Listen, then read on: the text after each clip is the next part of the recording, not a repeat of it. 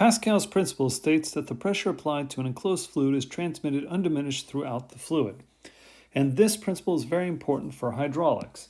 This is a hydraulic. I've got two pistons, and I've got this liquid that's completely enclosed in the hydraulic. And so the idea is you apply force to one of the pistons. Typically it's the smaller one, but it doesn't have to be. You apply force. This is called the input force. And the piston, of course, pushes the water, and the water is going to push the other piston. And so this is the output force. Now, because of Pascal's principle, the pressure that exists here at the input has to be the same as the pressure over here at the output.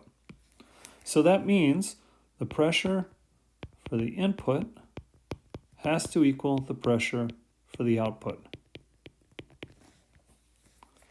And we know that pressure is force over area, right? So pressure equals force over area. Therefore, this is the force on the input equals the area of the input piston. So this would be the surface area that this force is applied to. That has to equal the output force over the output area. And of course, that'll be the surface area that the force is applied to of this piston. Now, typically this formula is rearranged so that we have the output area over the input area.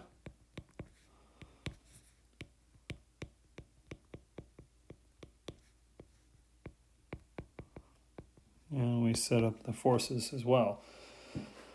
And this is the formula that's in the content for this unit. And what it shows us is that we can amplify forces without using motors or electricity, anything like that. All we're doing is taking advantage of Pascal's principle. And so I have my input force. If I want to get more force out, in other words, a bigger output force, all I have to do is change the size of my pistons. I need to have the input piston be smaller than the output piston, as we have in this example that I drew here. This piston has a bigger surface area than this one. So this force, the output force, will be bigger than the input force. We're amplifying forces. This is what happens in most cars. A lot of brakes are hydraulic brakes. And so when you push on the brake pedal, that is the small piston. Right?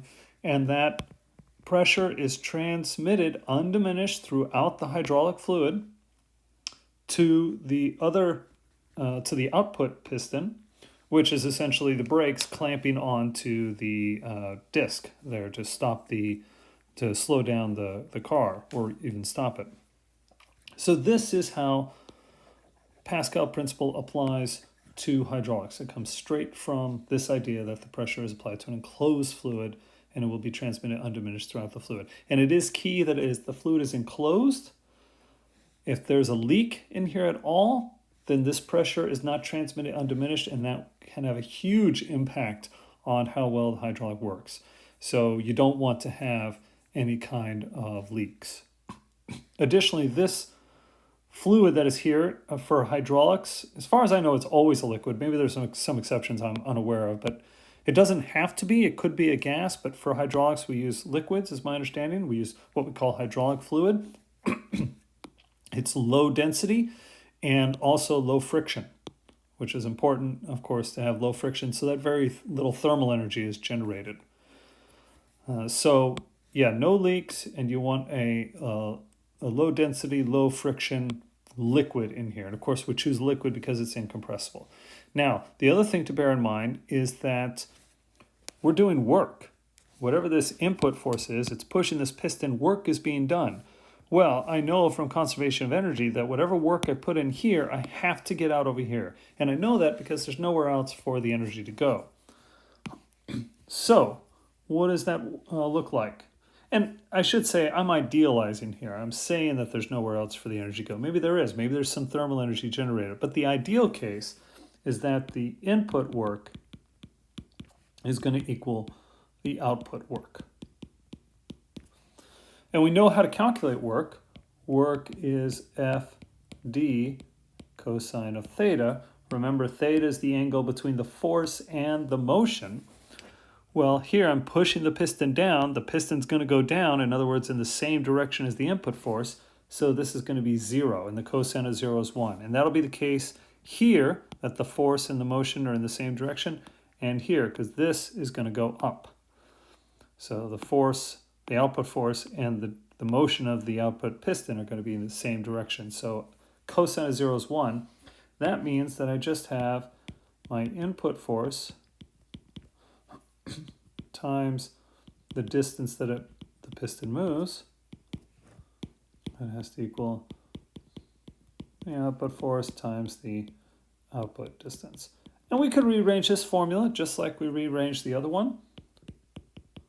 And it'll look something like this if we do that.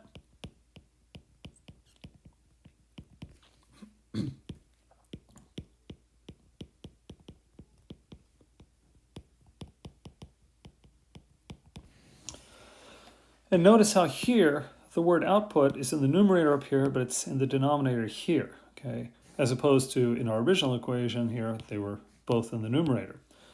So why is that important? Well, that tells me that the output force is quite large, much larger than the input force here, but the output distance, the amount of distance this piston is actually going to move, will actually be smaller than the distance that this piston moves.